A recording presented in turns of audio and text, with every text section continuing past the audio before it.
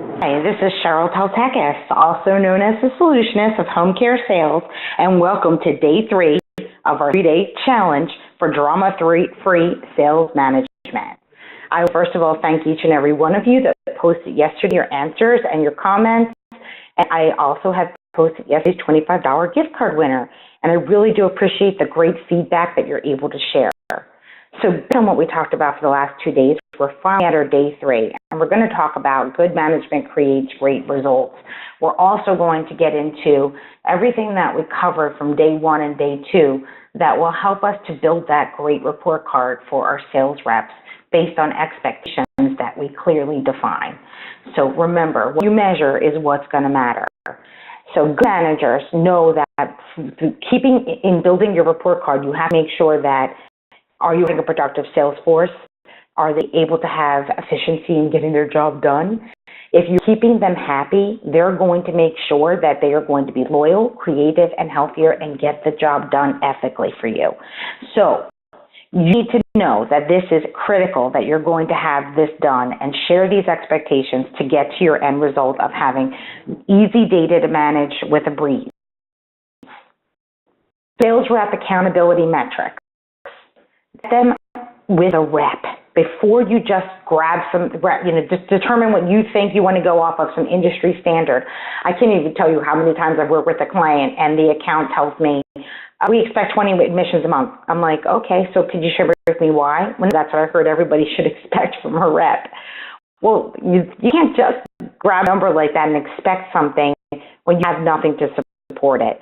Make sure that you're getting those expectations set by following some reasonable process and sharing it with your team. One of these, if you are hiring a new rep that's coming into an existing book of business, is I'd like to look at the accounts that I'm assigning him. What did that book of business bring the following 90 days? And then add a few referrals on top of it so that he can start to hit those targets and then slowly increase them upwards. You want to set some metrics for weekly tracking that, again, are easy to monitor. And in order for you to set metrics that you're going to weekly tracking, you have to have the rep realize that this is going to be an expectation of them, and again, help you develop that metric, and to also maybe self-report it. So I'm trying to get a rep to do their account review in the beginning as part of the orientation or onboarding process. I actually have them go through their account list and make sure that they're following all of the systems that I like in place, as well as that they're aware of weekly tracking metrics that I'm going to monitor and how they can self-report it to me, or if you're using a CRM, how to put it on autopilot. I'm used to make a lot with my clients and with my own agency, so I'd like to put those reports on autopilot. You might want to set metrics that are going to be monthly or quarterly tracking that are also easy to monitor. And again, you might want them to self-report those back to you. And again, that could be the number of accounts and the accounts that are moving between A-rated, B-rated, C-rated. Easy, again, is that it's achieved without great effort, that it presents few difficulties to get the rep to do this. So if you don't have a way for them to document, and because you have a CRM, maybe you just want to have like a spreadsheet that you develop in Excel. You have to make sure that you're hiring a rep that knows how to use Excel, right? So you have to make sure that you're positioning your team for success. So my personal dashboard looks at this each and every week.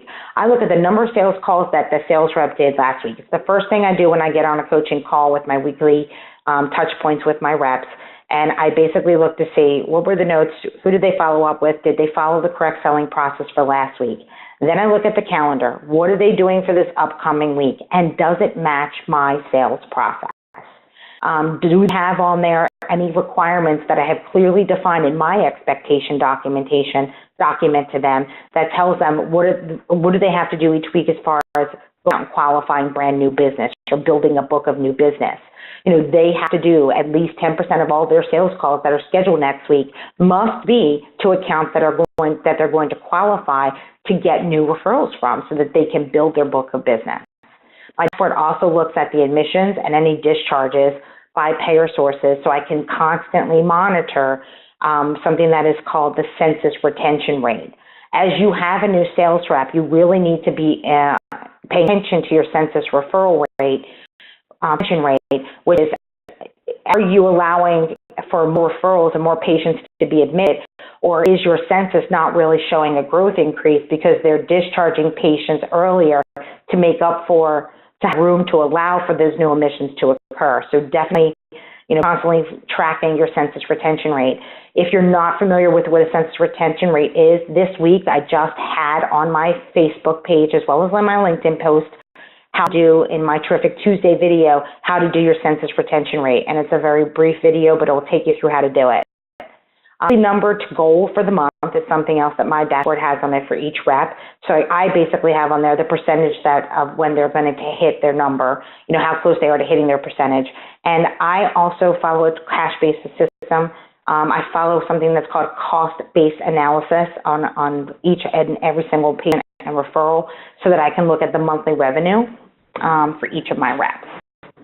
So some clearly defined expectations are going to equal the data that's going to then build your dashboard. So what did I have to clearly define to my staff in order to be able to easily obtain the data and make it into something that's dashboardable? My vital signs, right? So I must have the account list that is up to date at all times with their contacts listed. Now, account list. That is brick and mortar buildings that we go and call on. That I want for the account list. The contacts are the people that they talk to at those accounts to get the referrals.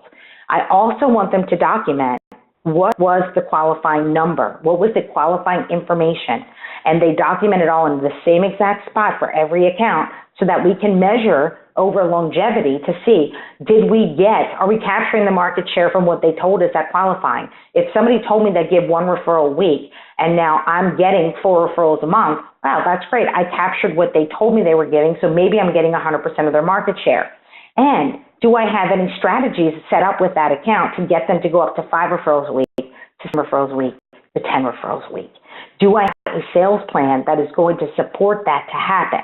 I use the 52-week sales plan, our roadmap to referrals, which is available for sale right on homecaresales.com. It's already done for you. But I use that roadmap to referrals because it helps to educate with all of the top diagnoses on what we see in home care, home health, or hospice to make sure that we're talking the language to help them trigger a patient they could have seen today.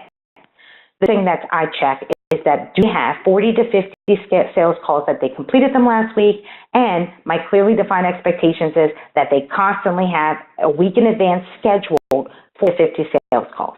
Again, 10% must be to events to qualify. They have to use event types when they're documenting their events. It allows me to see who is in the prospecting funnel. Who are they qualifying? Who is a referral? Who are they trying to go to that is already referring and they're just doing maintain and gain visits on? I also look to see everybody that they start, that they qualify. I like my sales reps to do immediately the process of schedule a reveal sales call at 12 weeks or 3 months in. This way, I know that no account gets yearly visits, I should say, or weekly visits for a year without referring. I can't even tell you how many times I've seen that. Or a sales rep will go week after week and after week because they love the people there. They're really nice to them. They got clean bathrooms. Parking is easy and free. And yet they never refer. With that reveal sales call, that forces me then, as I do my weekly coaching calls with them, I look at any reveal sales calls that are scheduled to find out what's going on with this account. Did you do your reveal visit? Let's role play it. Let's make sure that you're going to hit it rock solid because that 25% of the time that will trigger a referral by that Friday, end of a week. And if not, then they have to exit the account and replace it with a better opportunity. That's the bottom line. And then do they have strategic sales calls? Like I like each of my sales reps to have a monthly recap or to do something to have that step-by-step strategic conversation. All reps, if they have an A account, have to rate their accounts every 90 days. So I have to know which one of their A accounts, who is the A account, and do they have their strategic sales call set. Basically, I just give my sales team a clearly defined expectation document, teach them the sales process, I give them the document of the expectations, and then track that, and I should very easily show them what their goals are and how they hit their bonuses or their incentive plan and how they can achieve it. Patient document is pretty simple. It's number 1, follow the high performance sales process. Number 2, calendar using the high performance sales process. And that is, again, at Home Care Sales, just purchase the High Performance Sales Academy, and it teaches them everything they ever needed to know about the high-performance sales process, and more. So calendar using it for the event types for the week in advance. So on their calendar, they should have at least 10% of their events should be to qualifying visits. They have their prospecting visits, which means they're in that funnel of trying to get them to give them the first referral. A win visit is a visit that's done, a customer service visit that is documented at the account because we got the first referral. And I expect them to go to the accounts and make a face-to-face customer service touch point call and let them know, thank you, we got this and I appreciate it, and can I get one more? Reveal, I talked about that already in detail, and their strategic monthly visits.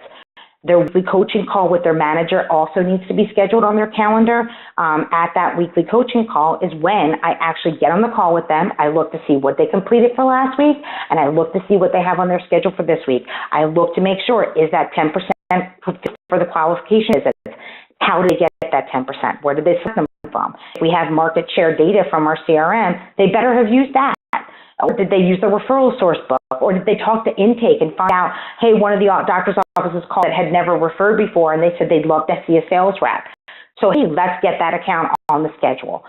But they need to understand and explain to me how they selected the accounts that they want to qualify. And they also need to share with me at least their weekly referrals, their admits, and how close they are at hitting the percentage to hit their goal. Metrics or expectations that you might want to use that might not necessarily be on my little mini report card is, what is the referral to admissions conversion ratio? For private duty, that's usually about 50%. It might be something that you definitely want to track. Now, how do you track that? That may be because you're explaining that they have to go and meet people at the bedtime, and in your expectation document, they have to go to the bedside and actually get patients to sign on for the private duty or self-pay services, right? The non-skilled services. And that you're expecting for 50% of the time or more that they're going to get that client to sign on. Selling hours. This is another one that I have to track sometimes because I have to prove to owners that they're taking away my selling hours and they're making me crazy because I can't get good sales reps if you don't let them sell. So, for example, you might have on your calendar that they're running around to get doctor's orders signed from doctor's offices that don't even qualify for us to do a sales call on. Perfect example of this.